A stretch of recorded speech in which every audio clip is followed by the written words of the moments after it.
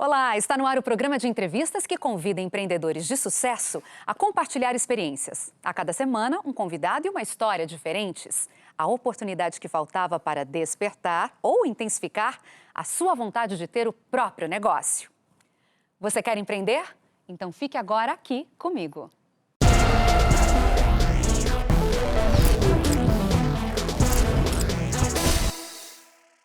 Hoje nós vamos falar sobre como tornar sonhos realidade. É possível se manter focado e motivado, mesmo quando a vida joga a gente para lá e para cá?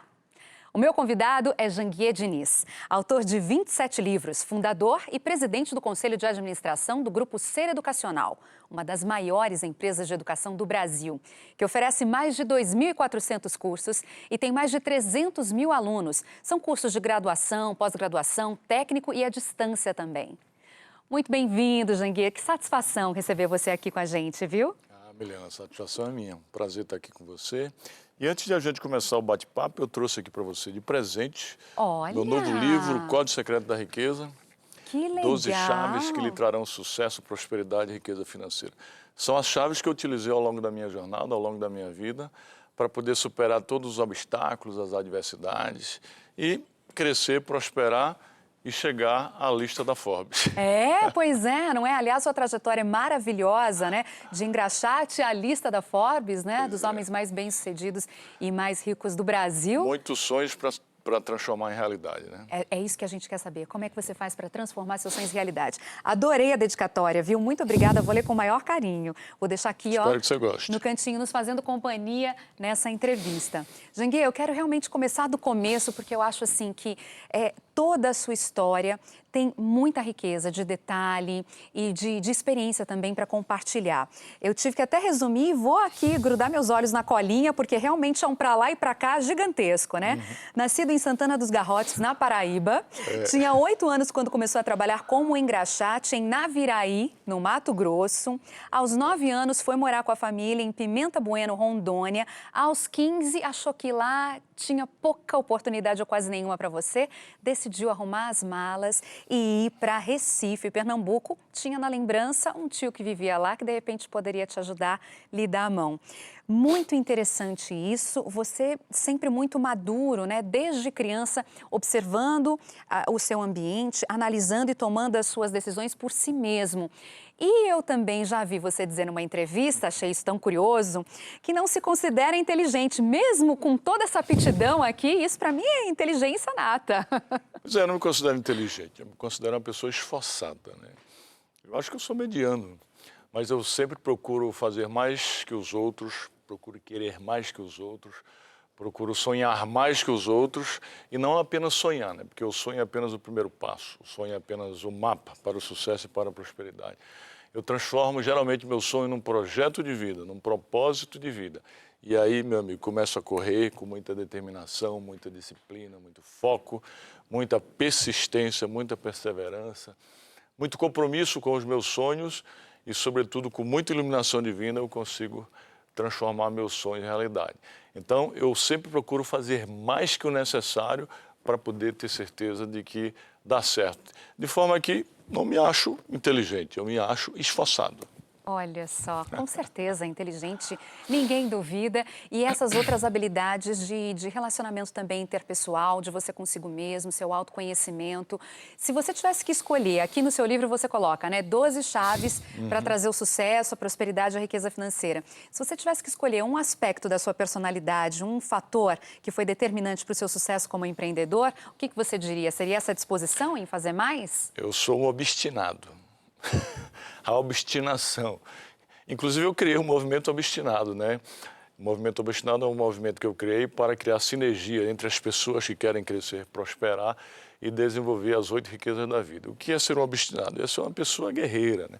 E a obstinação é composta por vários elementos, né? Por determinação, por disciplina, né? Por focos, por persistência, né? Por sonhar sonhos impossíveis. Quando eu falo de sonhos impossíveis, eu não estou falando de sonhos inexequíveis, de sonhos irrealizáveis, não. Eu estou falando de sonhos grandes, né? Pessoas que ficam sonhando sonhos grandiosos e que estão sempre lutando para transformar os sonhos em realidade. E quando realiza, começa a sonhar outro. E depois realiza e começa a sonhar outro. porque eu digo no meu livro, inclusive nesse livro aí, O Código Secreto da Riqueza, que a gente tem que ser sonhador e realizador, e quando realiza, não pode ficar por muito tempo dormindo sobre os louros, sobre os nossos louros. A gente não pode ficar por muito tempo contemplando as nossas vitórias.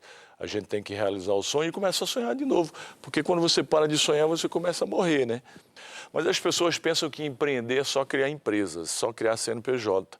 Diferentemente disso, eu escrevo no meu livro A Arte de Empreender, que diferentemente de criar empresa, antes de criar empresa, a pessoa tem que empreender no seu CPF, tem que empreender na sua vida. E o que é empreender na vida? É acreditar nela, é a pessoa dizer para ela que ela vai ser uma vencedora, é a pessoa acreditar que é possível, é a pessoa fugir das crenças limitantes, dos padrões negativos, é a pessoa dizer para ela própria que não interessa de onde ela venha, mas para onde ela quer ir. Não interessa o que a vida fez com ela, mas o que ela vai fazer com o que a vida fez com ela. Então, isso é empreender na vida. E a pessoa, antes de empreender empresarialmente, ou seja, criar empresa, criar CNPJ, a pessoa pode empreender como profissional liberal, como médico, pode empreender como advogado, pode empreender como funcionário público. Eu, por exemplo, eu fui funcionário público, eu fui professor da Universidade Federal, eu fui juiz federal do trabalho, eu fui procurador do Ministério Público da União, eu me considerava um servidor público empreendedor, mas você pode empreender até como político também. Eu conheço muitos políticos empreendedores, né? Aqueles que realmente procuram fazer diferente, que procuram fazer as coisas para a sociedade, não para ele próprio. Porque empreendedorismo, antes de você se preocupar com a sua vida, com a sua dor, com o seu sucesso, você tem que se preocupar com a dor dos outros, né? Você tem que se preocupar com o sucesso dos outros. Você tem que se preocupar com a sociedade onde você está inserido. Então, eu conheço alguns políticos que são verdadeiramente empreendedores. Exatamente. Agora, você não sempre sonhou em ser empreendedor, né? O seu sonho original, quando você migrou para Recife, era ser médico. Achei isso tão curioso. O meu sonho inicial era ser médico. E eu digo que você tem que sonhar, transformar o sonho num projeto de vida e nunca desistir. E aí, se tiver que desistir, você tem que médico. desistir de desistir. E por que é que eu desisti de ser médico? Porque eu vi que era mais difícil eu conseguir o sucesso, a prosperidade e ser uma pessoa rica como médico, até porque não havia na época nenhum médico na família. Então, quando eu fui para Recife e fui trabalhar com meu tio, graças a um curso de datilografia que eu tinha feito... A importância da formação. A habilidade, a competência, a formação. E aí eu vi que se eu mudasse o meu sonho, eu não desisti do sonho, eu mudasse o meu sonho de ser médico para ser advogado, eu podia chegar ao sucesso muito mais rápido, porque eu ia ter como modelo, como paradigma, um grande advogado que era meu tio Nivan Bezerra da Costa, que de fato foi um grande modelo na minha vida e foi considerado o meu segundo pai. Então, eu não parei de lutar pelo meu sonho do sucesso e da prosperidade. Porque, na realidade, o sonho não era apenas ser médico, era chegar ao sucesso, à prosperidade, a ganhar dinheiro. Então, eu mudei... A profissão era um meio, né? Era um meio, a profissão era apenas um meio. Eu mudei a trajetória, porque, às vezes, você não pode ficar dando burro em ponta de faca, né? Você tem que recuar, retomar a trajetória, dar passo atrás, retomar a trajetória e seguir na luta pelo sucesso, para a prosperidade na sua vida. Então, eu sabia que o caminho mais fácil era através do direito, já que eu tinha um tio que era um grande advogado e foi um grande exemplo, um grande modelo na minha vida. E profissão também tem muito de aptidão, né? De vocação, tem essa coisa de experiência anterior, da influência da família, né? E você foi seguir a sua. Eu digo que o empreendedorismo ele é um fenômeno cultural. Se você é de uma família empreendedora, você tende a ser empreendedor. Se você não é de uma família empreendedora, como eu não era, você tem que ser um superador de adversidades. Assim ocorre também com as profissões liberais, né? Se você é de uma família de médico, você tende a ser médico. Se você é de uma família de advogado, é mais fácil você ser advogado, até porque você vai ter um caminho mais fácil a ser trilhado, né? Então, como eu tinha um tio que podia me ajudar, eu decidi seguir o caminho do direito e depois tive a oportunidade, através do direito, conquistar muita coisa na minha vida, né? Através do direito, por exemplo, eu fui juiz federal do trabalho, depois procurador do Ministério Público da União. Com muita persistência também, porque são cargos embasados em concursos públicos, exatamente, né? Todos os concursos públicos. Agora, é interessante eu contar essa história, posso falar essa história da magistratura? Eu, antes de me formar, eu sempre fui um cara ousado, porque o obstinado, ele é ousado, ele é corajoso. Ele não é medroso, ele arrisca, ele toma risco, né? Isso é a característica básica do empreendedor de sucesso, você está sempre arriscando, sempre tomando risco. Então, antes de me formar, eu já montei uma empresa de advocacia, de cobrança. Eu contratei uns colegas que já eram advogados, eu estava para me formar e comecei a ganhar dinheiro. Na época eu queria ser diplomata, estudava para o Itamaraty, mas quando eu montei essa empresa de cobrança, eu comecei a ganhar dinheiro e o dinheiro muda a cabeça das pessoas. E aí eu deixei de estudar. Na época eu estudava inglês, francês, conhecimentos gerais, porque eu queria também, era um outro projeto meu, ser diplomata. Eu queria ser embaixador. Conhecimento cultural conta muito para essa carreira, né? Línguas. E aí eu comecei com essa empresa, a empresa começou a dar dinheiro, então eu deixei de estudar para o Itamaraty. Só que as empresas, elas têm altos e baixos. Sim. E a empresa quebrou, faliu. Aí eu já era casado e cheguei a não ter dinheiro nem para fazer feira. Nossa, que E aí eu desespero. falei, e agora? E a agora? empresa quebrou. Aí eu falei, eu vou ser juiz federal. Tracei um plano de estudar 6 horas por dia durante 3 anos. E aí comecei a estudar. Todos os dias, sábado, domingo e feriado, de 6 da manhã ao meio-dia ou de 7 a 1 da tarde. E depois ia trabalhar atrás da feira, né? Sim. E aí você pode até perguntar, e no dia que você não podia estudar? Pois é. O que você fazia? Eu tinha que pagar no dia seguinte as horas que eu não tinha estudado. Um Como não pouquinho a dava para mais pagar cada dia. 12, aí eu dividia em... Pagava 3 ou pagava 2, mas tinha que pagar. Tanto é que depois de reprovar em diversos concursos, antes de 2 anos eu vi o programa do concurso 3 vezes. Consegui ver o programa 3 vezes. E aí comecei a passar e depois passei em diversos concursos. Fui juiz federal do trabalho no Tribunal Regional Federal do Trabalho de Pernambuco. E fui quase 1 ano e pouco juiz e depois tive a ousadia e a coragem de deixar, de pedir a exoneração do cargo. Eu sei dessa sua passagem de vida, acho que até é muito interessante a gente ter chegado nesse ponto, para reforçar essa questão do seu planejamento, de como você pensa nos seus sonhos e vai atrás e realiza. Porque nesse momento você viu que para seguir na carreira você seria transferido, mudaria de cidade. E aí veja bem, quando eu era juiz, eu tive a sorte entre aspas, né? Porque eu fui entre os primeiros colocados, então eu fui escolhido. Pode escolher. Porque sorte não existe. Eu digo que sorte é a conjugação de conhecimento, habilidades, competência, determinação, disciplina, foco, persistência, perseverança, compromisso, dedicação e por aí vai. Estar isso certo, é que é sorte. no lugar certo, na hora certa ainda. E não desperdiçar a oportunidade. O que é isso? Você está no lugar certo, na hora certa. As pessoas certas. Porque sorte é o apelido que se dá ao preparo, né? Se a oportunidade passa e você não está preparada... Nem reconhece? Então nem reconhece você. Se você não tivesse preparado, você não estaria aqui. Exatamente. Então, você só está aqui porque a oportunidade passou e você estava preparada. E me preparei 20 anos, já são 20 anos de carreira. Exatamente. Uma pequena história aí também. Exatamente. Então, o que aconteceu? Eu fiquei 1 ano e pouco como juiz da capital, mas eu era substituto, porque você entra como juiz substituto. Quando o titular da vara voltasse, porque ele estava no tribunal substituindo o pai dele, na época era desembargador, eu ia ter que morar no interior. Porque pela lei orgânica da magistratura, o magistrado tem que morar na cidade onde vive. Eu ia morar no interior.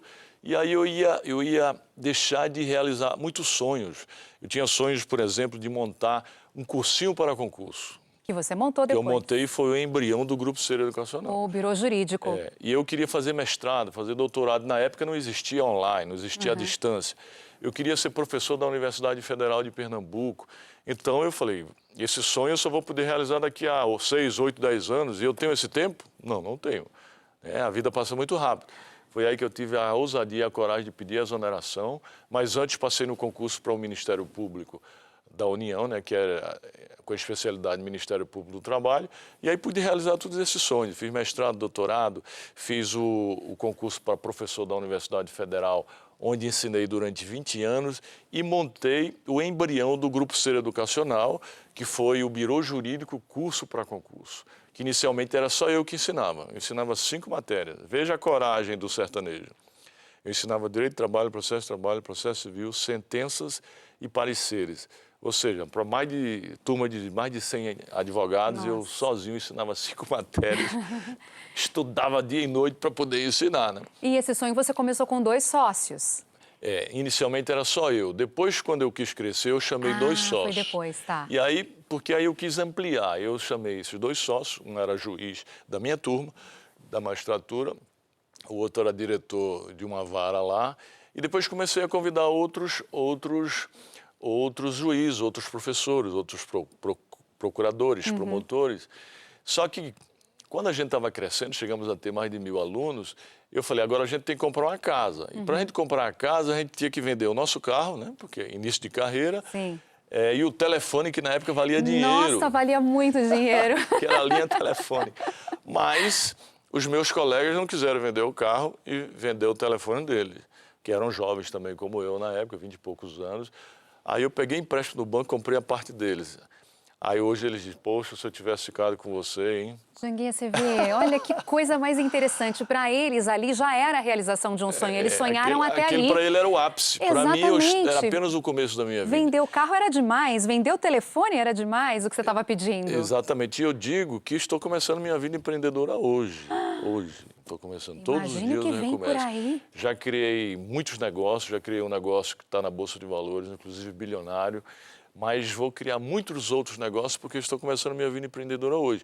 Agora, a sua coragem não termina aí, viu, gente? Porque aí, dessa célula, né, desse embrião que foi o Biro Jurídico, até chegar no Grupo Ser Educacional, você ainda conseguiu comprar um prédio fiado para fundar a sua faculdade. Né? Você estava perguntando parcelado. Aí eu disse, não, fiado. Eu tinha colocado no roteiro, eu falei, não, eu acho que ele comprou parcelado, né? No mínimo, né? Deu uma entradinha e, às vezes, daí ia perder de vista. Ele, não, Milena, fiado mesmo. Quem que consegue comprar um prédio fiado? O cara acreditou em mim. Eu cheguei lá e disse, olha, eu vou montar a minha primeira faculdade. Eu tinha um cursinho, Biro Jurídico.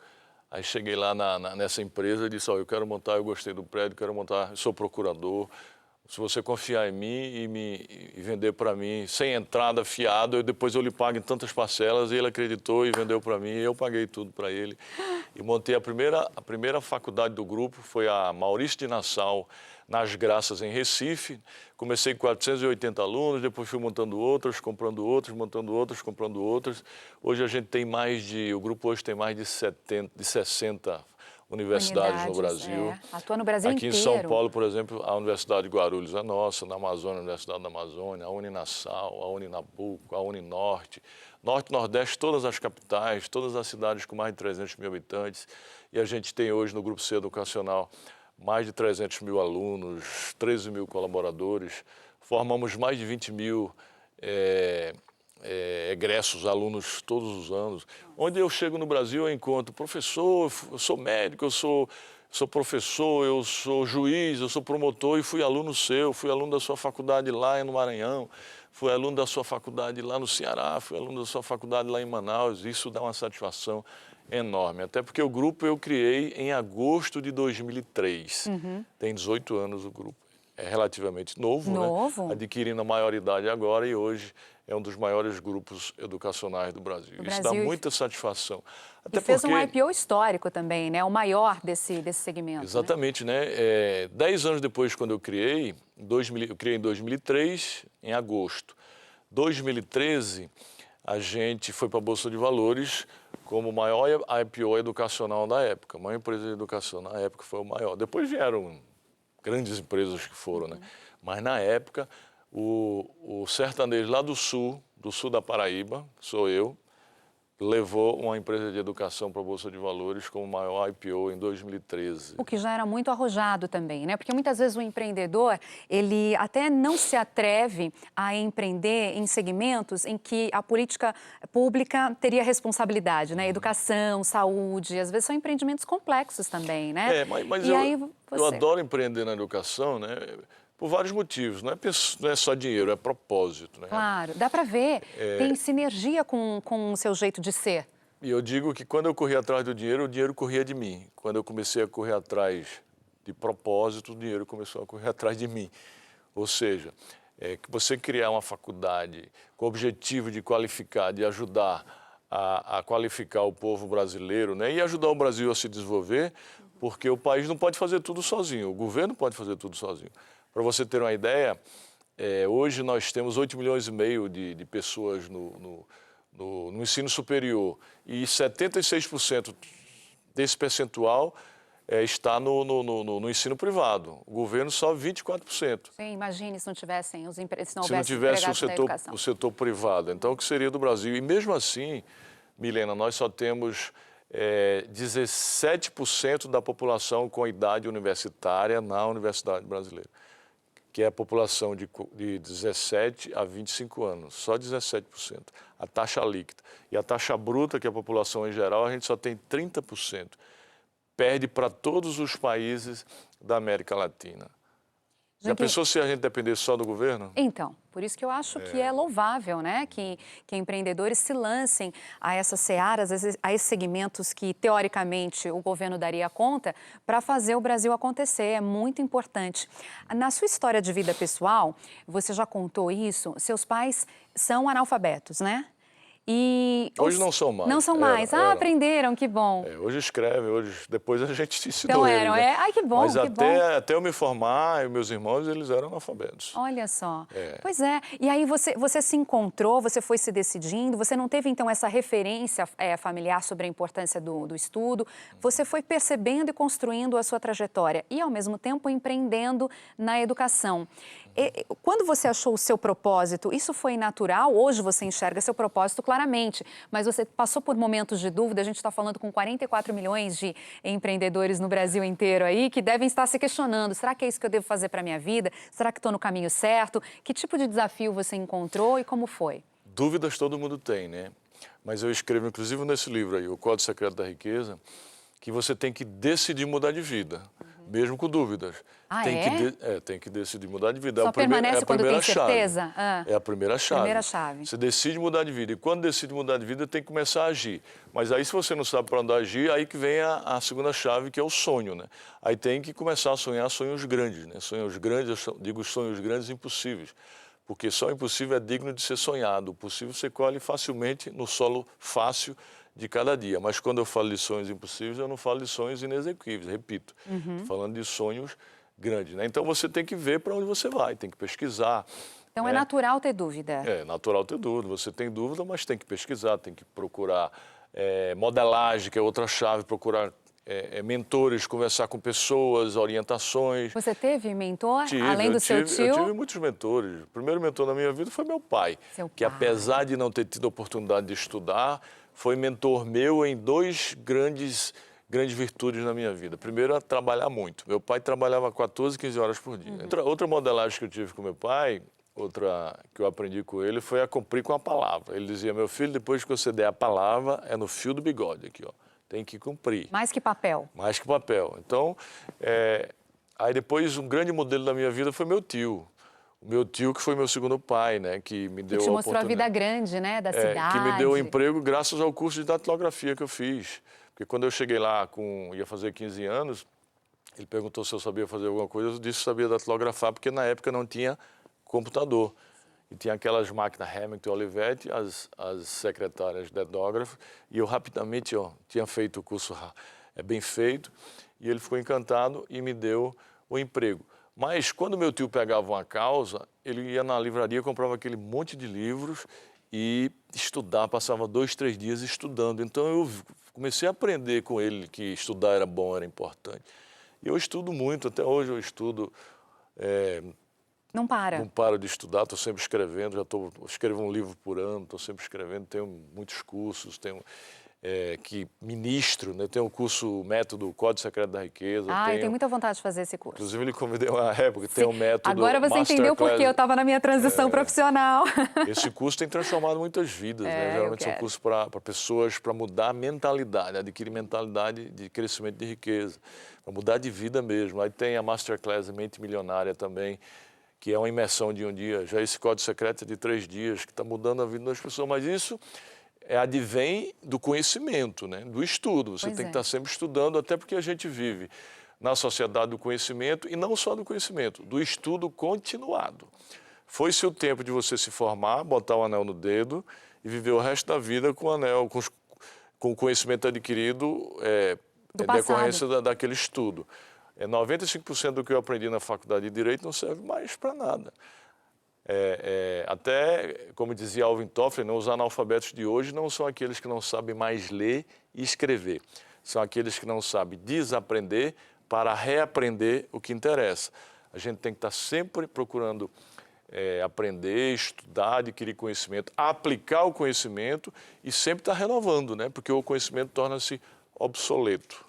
Agora, além de grande empresário de sucesso, uma outra forma que você encontrou de retribuir para a sociedade tudo isso que você transformou em realidade a partir dos seus sonhos foi com a criação do Instituto Êxito e também com o seu Instituto, Janguier Diniz, que Pois tem um é. trabalho maravilhoso lá na sua cidade natal de fornecer bolsas para crianças para os jovens, né, Pois que é, Milena. terminaram o segundo grau, Você certo?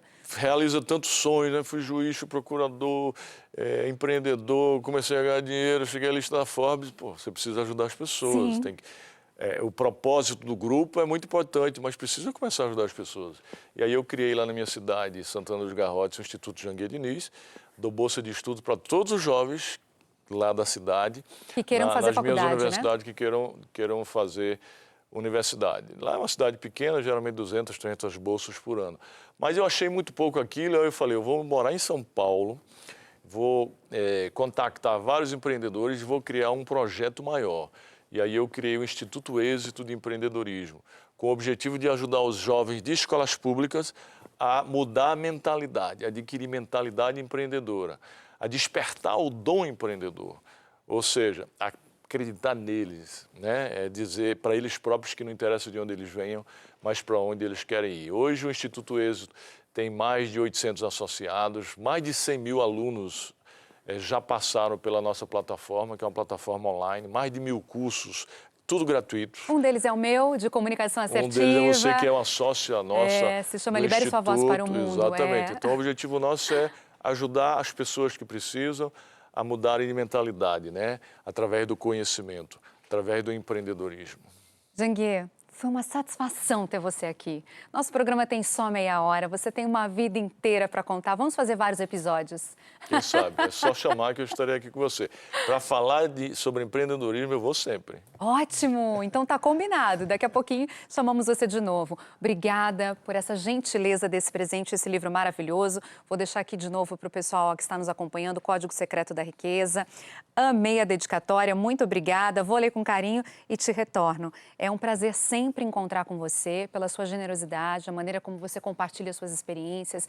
Você é realmente honesto e transparente, fala o que tem que ser falado, não fica floreando a sua trajetória e você tem orgulho dela, dos altos e baixos, Inclusive, das curvas. Da época era engraxate. Então, pois é. E é isso, todas as profissões têm sua função social e cada um de nós tem um lugarzinho no mundo e algo importante para fazer e para acontecer. Fica aí a nossa mensagem de encorajamento, né? Prazer estar aqui com você. Obrigada, até a próxima. Olha, se você quer empreender, está no canal certo, você já percebeu, né? No próximo programa eu trago mais uma entrevista inspiradora para você. Quer saber qual? Não conto, surpresa. Canal Empreender, assistir já é um bom negócio.